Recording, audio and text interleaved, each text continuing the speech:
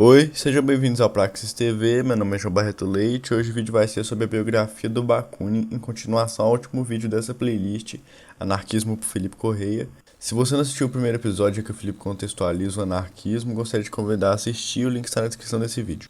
Mikhail Alexandrovich Bakunin, ele foi um revolucionário russo que viveu entre 1814 e 1876. Ele nasceu numa família da nobreza russa, foi criado no seio dessa família, com outros irmãos e irmãs, e já bem jovem ele teve uma carreira oficial, de oficial do exército, e ainda durante esse período de militar ele começa a se interessar pela filosofia, em particular pela obra de Fichte e Hegel. Ele começa a estudar mais sistematicamente, participar daqueles que seriam os primeiros círculos hegelianos na Rússia, e em função desse seu interesse, ele acaba abandonando a carreira no exército e indo para a Alemanha em 1840. Foi esse interesse pela filosofia que motivou a sua ida. Vamos lembrar que a Alemanha era exatamente o centro ali da Europa no que tange a essa questão da discussão filosófica. O Bakunin vai fazer parte daquilo que ficou conhecido como esquerda hegeliana, a mesma da qual participou Marx e que contava com referências aí importantes como o Feuerbach, o Bruno Bauer, e nesse contexto da esquerda hegeliana ele começa não só a estudar, mas também a publicar. Ele publica textos especificamente filosóficos a partir de 1840, mas em 1842 ele publica A Reação na Alemanha, que é o primeiro grande texto dele que alça ele a uma das principais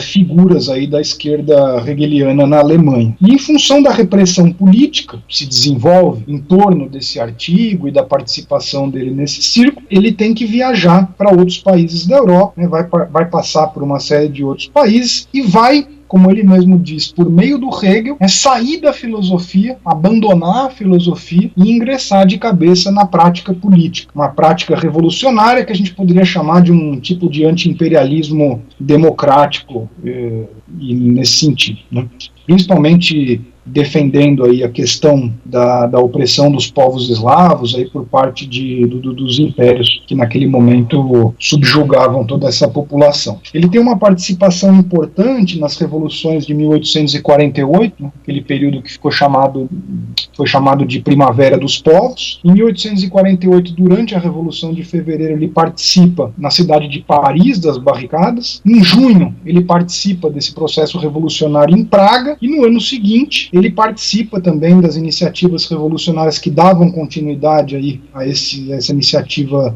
francesa. Ele participa de insurreições na Boêmia e em Dresden. Em 1849, nesse mesmo ano, ele vai ser preso, e aí esse é um período importante na vida do Bakunin, porque ele vai ficar preso de 1849 até 1861, então são 12 anos em que ele fica 8 desses anos preso, em várias fortalezas. Em uma delas, por exemplo, ele foi acorrentado nas paredes durante 6 meses, Depois ele pegou escorbuto em função dos problemas com a alimentação, perdeu todos os dentes, então foi um período muito desgastante.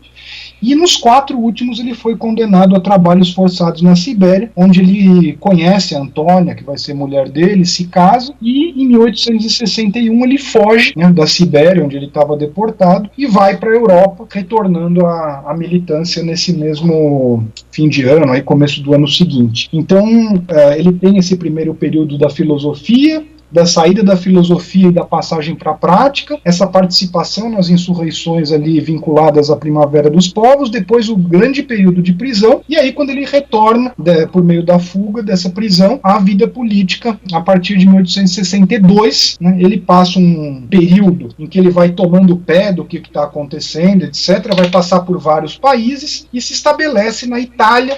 É nesse momento que ele adere mais formalmente a esse socialismo vinculado aos trabalhadores, classista, etc., que ele vai defender até o final da vida dele, e tem uma participação marcante em 2 organizações que estavam sendo impulsionadas nesse momento. Durante 1867 e 1868, ele vai participar das iniciativas que envolviam a Liga da Paz e da Liberdade, estavam preocupadas com a tensão militar estabelecida estabelecida entre a França e a Alemanha, né, que vão culminar na Guerra Franco-Prussiana depois, uma iniciativa burguesa, mas que contava com certos trabalhadores, etc. Ele participa dessa liga tentando influenciar e tentando impulsionar essa liga para uma concepção socialista, federalista, antiteologista, etc. Não consegue, né, e cinde com essa liga e vai passar a se dedicar aos trabalhos na Internacional. Né. Ele se vincula à Associação Internacional dos Trabalhadores a partir de 1868 e é essa passagem, esse vínculo com a Internacional que vai proporcionar a ele as condições para que ele se torne anarquista. Portanto, é importante apontar que o Bakunin, ele nasce em 1814, mas ele só vai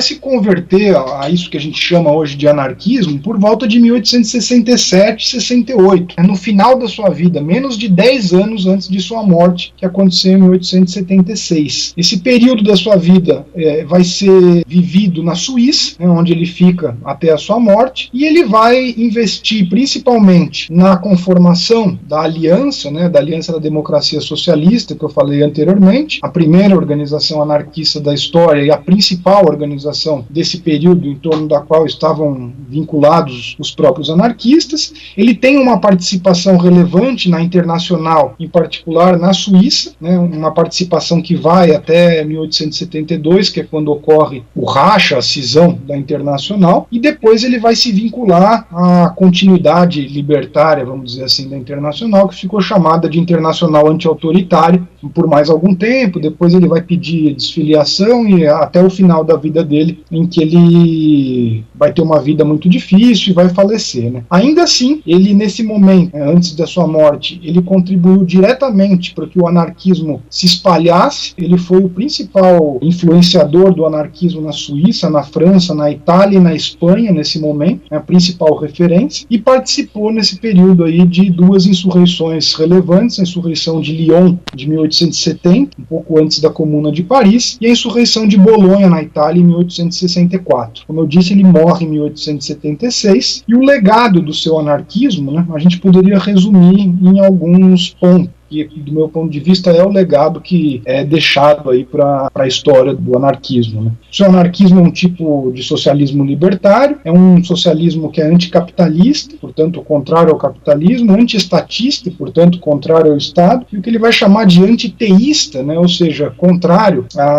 às religiões instituídas. É um socialismo de tipo federalista, que prevê a socialização em todos os níveis. Então ele vai propor não só a socialização econômica, mas também a socialização do poder por meio da destruição do Estado, a socialização do conhecimento e da cultura por meio do fim do monopólio da religião sobre o conhecimento, etc. E é um socialismo que ele é também revolucionário, portanto defende uma transformação social que seja protagonizada pelos próprios trabalhadores, né, nessa interação, que depois a gente vai chamar de dualismo organizacional, nessa interação entre as organizações de massa, naquele momento a Internacional, e a organização anarquista, naquele momento a Aliança. Essas são as grandes linhas, vamos dizer assim, do seu anarquismo, que vão ser transmitidas pelo seu legado para depois da sua morte.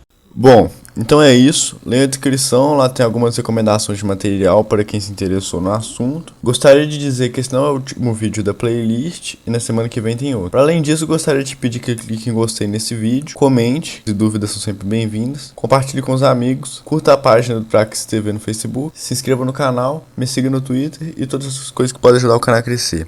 Obrigado, gente, e tchau.